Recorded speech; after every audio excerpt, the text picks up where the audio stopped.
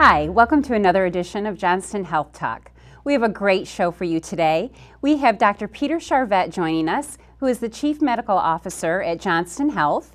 And before joining us here in August of 2016, Dr. Charvet was president of the Emergency Physicians Group, providing care at St. Cloud's Hospital in Minnesota. While at St. Cloud, he staffed in the emergency department. It was active in administration, serving on peer review, bylaws, credentials committees, and chief of staff. Dr. Charvet earned his medical degree from St. Louis University School of Medicine and completed a residency in emergency medicine at Indiana University Methodist Hospital. He is board certified in emergency medicine, and he's a fellow of the American Academy of Emergency Medicine. Welcome to the show, Dr. Charvet. Thanks, Liz. So you're living now here in Johnston County. Yes. And residing with your family, your wife, and 4 children? Correct. So we're so happy to have you here at Johnston Health and part of our medical staff, and of course Chief Medical Officer of the hospital. Thank you. So tell us a little bit, first of all, what does a Chief Medical Officer do? Well, I like to say that it's my responsibility to make sure we're providing safe, effective, and high-quality patient care at Johnston. And a lot of that involves really working with teams of medical staff and hospital employees to assure that when a patient comes to one of our facilities, we're providing reliable and accurate medical care, state-of-the-art medical care, and that we are assuring our patients a positive experience when they come through our doors. So I spend a lot of my time actually working with our department chairs, our medical directors, several of our hospital or medical staff committees, and helping achieve this great patient experience, but at the same time working with our providers to assure that it's a great place for them to practice medicine as well. Definitely. And a lot of people don't understand how the medical staff works and how, all the different positions in the hospital. And at Johnston Health, we have 2 facilities. We have Johnston Health Smithfield and Johnston Health Clayton. Right. Tell us a little bit about the differences between the 2. Right. Well, Smithfield is the original campus of Johnston. Several years ago, the hospital built an outpatient facility up in Clayton. I've really seen the population growth in the area and really to meet the needs of the population in that part of the community. Since that time, that campus has evolved from an outpatient facility and emergency department to really a full-service hospital in Clayton. So in Smithfield, we have 149 licensed beds. We have a full range of services. We have a new patient tower with private patient rooms, new operating rooms, new ICU, and so that allows us to provide really comprehensive services at that part of the county. Now in Clayton, it's a beautiful new facility we have there. We have 50 inpatient beds. Besides our emergency department, we have several operating rooms. We also provide inpatient services with surgical and medical services, and also have a very active labor and delivery service up in the Clayton facility as well. So we're pretty busy. We are. Now the 2 hospitals operate under one license. Okay. So we're really 2 facilities operating under one license. Now we have one administration that oversees both facilities. Our medical staff, most of the medical staff work between the 2 hospitals.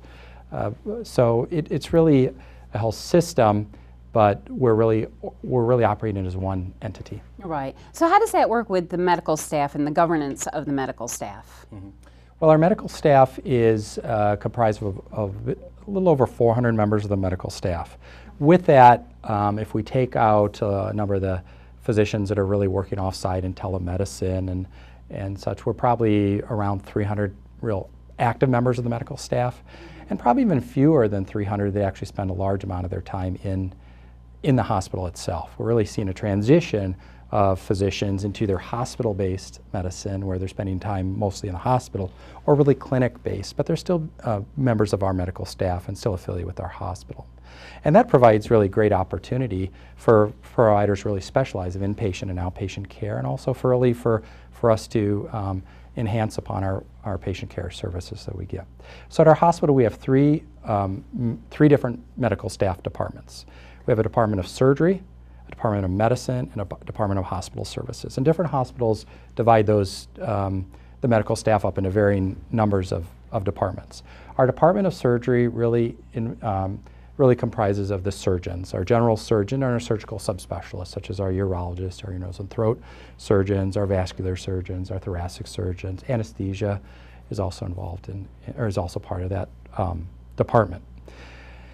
And then we have our department of hospital services, or our Department of Medicine. Our Department of Medicine is our largest department. It involves our internal medicine physicians, most of which are actually part of our hospitalist team. And the hospitalist team are hospital-based internal medicine physicians that provide care really only within the walls of our hospital in Smithfield and in Clayton. So when a patient comes into our hospital, regardless of who your primary care doctor is, oftentimes it would be the hospitalist team that would be the ones taking care of you while you're in the hospital. And then when you leave, your care is turned over back to your primary care provider in the outpatient setting. And then we have our medical subspecialties in the Department of Medicine as well, cardiology and nephrology and the various medical subspecialties as well. And a lot of those physicians actually consult and provide services within the hospital as well as have their clinic practice as well. And then we have the Department of Hospital Medicine. I view hospital medicine as essentially those physician groups which really don't have a clinic or an outpatient presence, but are really practiced within our hospital, within the hospital. So emergency medicine is a common example of hospital-based hospital services. Radiology, for a large part of radiologists are practicing within our hospital. So those are some examples of providers within those. So our medical staff governance takes our entire medical staff, categorizes them into all of our providers into one of three departments. And each department then has a vice chair and a chair, which really represents those physicians within that department to the rest of the medical staff, the administration, and the board of directors. And this is great information because I think as a patient, we don't think about all that's entailed. We just know we go to our doctor, tell them what's ailing us, or going for our physical. We don't think about all the makings of what go into quality and safety and all these different departments of the hospital and specialists. We just kind of follow what our primary doctor tells us to do. Right. So this is great information. And I know that we really focus, as well as hospitals across the state, across the United States, but we focus really on quality and patient satisfaction, patient safety. I know we've gotten recognized at Johnston Health for many different things concerning quality. Why don't you touch base on a few of those? Sure, yeah. Well, let me just back up for a second and talk a little bit about my role and how that ties into quality. Yes. A lot of my time is spent with our quality improvement department. I also spend time with our physician recruiter, you. I spend time with our medical staff office. And our medical staff office, going back to the conversation regarding our medical staff departments and our medical staff governance, we work with those department chairs and physician leaders to help with credentialing and privileging of our providers and present that information to our medical executive committee and our board of directors for decisions on providers who want to practice at our hospital. So we really have a lot of checks and balances to assure that the providers at our hospital are cutting edge and providing great patient care. Now, as far as quality, I spend a lot of my time working with our quality department, and quality is really, it involves providing the right care to the right patient at the right time, which is a little more complicated than you might think. We are very involved in areas such as infection prevention, such as when you come into a hospital, we want to make sure it's a clean and safe environment and that you don't pick up some infectious disease that you did not come in with, for instance. We work a lot with our peer review in our quality department. So peer review is a process by which our providers, our medical staff leaders, oversee the level of care our providers give, and that we can, through a just culture means, look at the care our providers give and provide feedback to our providers. A joint commission requires us to give regular feedback to our providers, and if they're meeting the standard within their specialty and that their care is appropriate. So we spend a lot of time working with that. We also collect a lot of data in our hospital, and we're constantly looking at areas of, we look at our readmissions, our hospital-acquired conditions, and there's a number of areas that Medicare has us focus on with reimbursement and payment. Some areas of focus include care we give to our patients with heart attacks or total joint care. So we look at those and have to report a lot of data also to CMS. So really quality is all-encompassing, including peer review, infection prevention, data abstraction, and really making sure our patients have a great, safe experience when they come into our hospital. Yeah, and that's so important, and just providing that quality care, and as you said, checking those stats and looking at numbers and making sure we're providing that care at the right time. Right. And so it's just been a great experience. My part in the hospital as a non-clinical person, just so excited to see all these great things and successes that we've made at Johnston Health, and to see that continuing and all the new initiatives that moving forward. Yeah. So now we have been recognized, I mentioned, for couple different things, leapfrog being one of them. Tell us a little bit about what that is, and you mentioned Joint Commission as well. I'd like to talk a little bit about that. Well, leapfrog really is about patient safety, and the leapfrog group rates organizations or grades them based on how safe an environment of care they provide for patients. So we've been very honored most recently to receive the leapfrog A. It's a grade, A being the best. I think probably about 15 or 20% of organizations make an A grade. So really the minority of organizations make a leapfrog A. And they look at a number of different data sets and compare our performance to that of other hospitals. And we've in the last couple of years, we've been leapfrog A and B grade. So we're very, very proud of that work. And again, that's really a lot of our emphasis on quality, providing a safe patient environment and quality care. And Joint Commission, this is something that the hospital chooses to have this organization come in and evaluate our hospital. Tell us about Joint Commission and kind of what their process is. Well, we just recently finished our Joint Commission survey. We have a survey about every 3 years. And they spent about a week on our campus, and they had a whole team of surveyors come in, and they look at very deep levels of the organization. They look throughout life safety and the safe environment that we're providing for the employees and our physicians. They also look at our medical staff office and look at how our peer review process and our credentialing and our privileging. They also spend a lot of time on the units and the floors and the operating room and watch us do procedures in the operating room, timeouts, safety checks, look at how our nurses interact with patients, how our nurses take provider orders or physician orders and put those in and actually carry those out for patient care. So one of the greatest compliments I think that we had on this survey is that the head surveyor had said that he would bring any of his family members to Johnston Health for care. So we are really proud of that because this is somebody who goes out and surveys hospitals throughout the country. So yes. We felt really good about that. That is great, and I'm glad to be a part of that for sure, and to see all these great things that are happening at the hospital and to have this accreditation that patients look for. Right. Definitely, to come to our facility. Yeah. Talk about some of the other recognitions we've had. I know iVantage is one, and the Women's Choice Awards. Right. Well, we did receive an iVantage award for a top 100 rural and community hospitals. And iVantage is an analytics firm, so they have a lot of information, hospitals and health organizations throughout the country. And you're not exactly privy to their methodology, but they credit Johnston with being one of the top 100 rural and community health systems.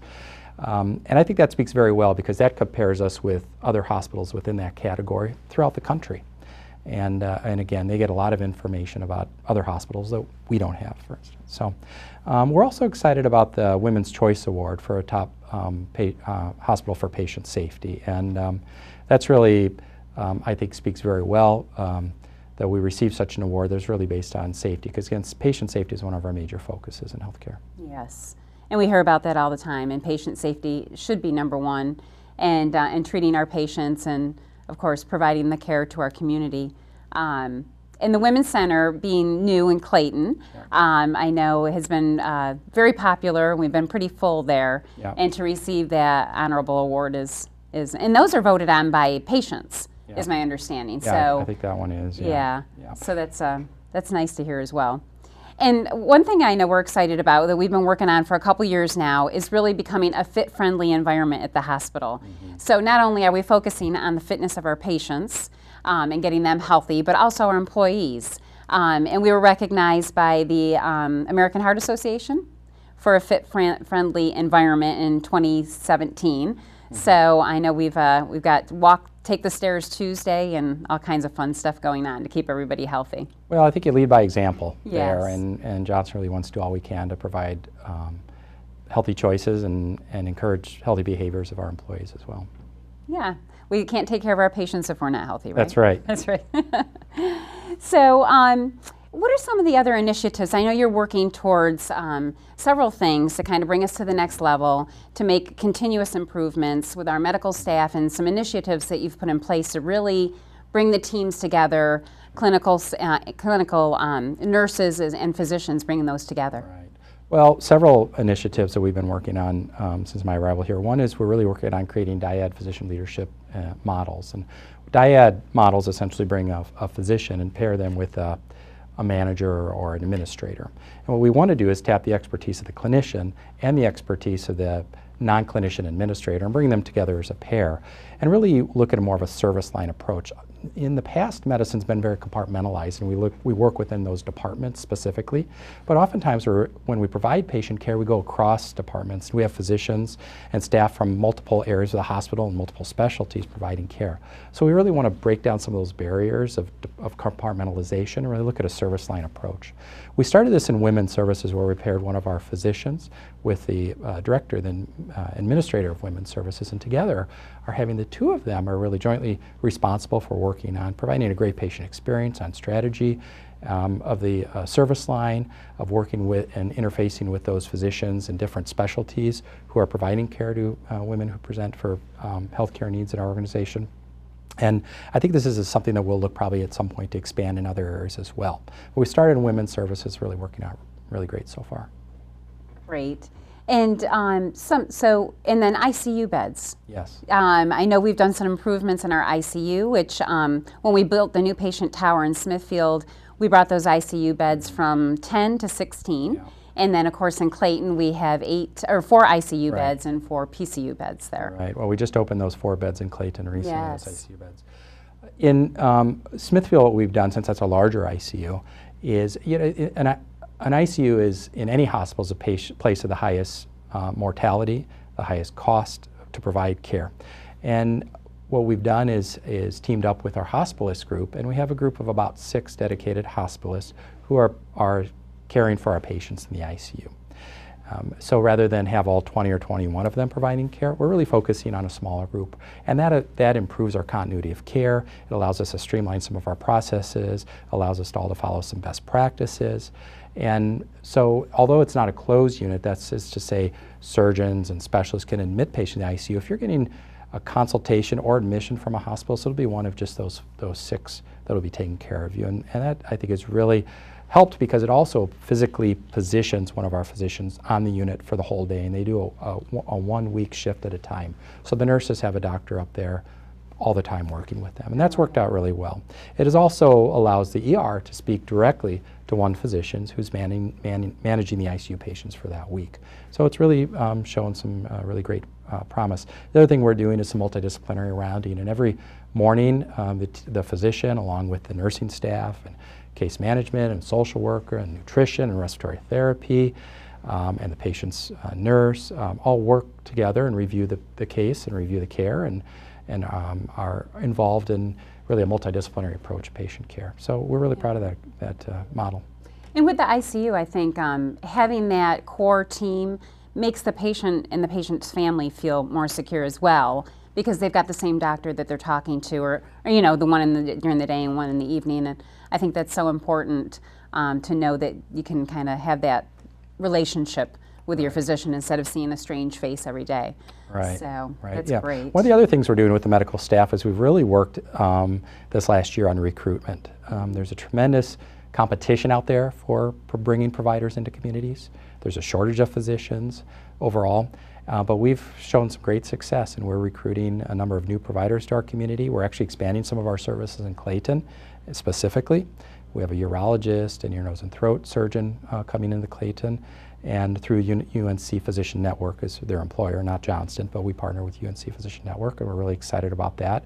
We're looking at bringing in more primary care providers to the area so the patients have outpatient care, and when they leave the hospital, they have prompt follow-up appointments in a primary care network. So, and we have a number of other specialties that we're continuing to recruit, but we've shown some great success there. Yes, and just really bringing those services home locally, where people don't have to travel for their care.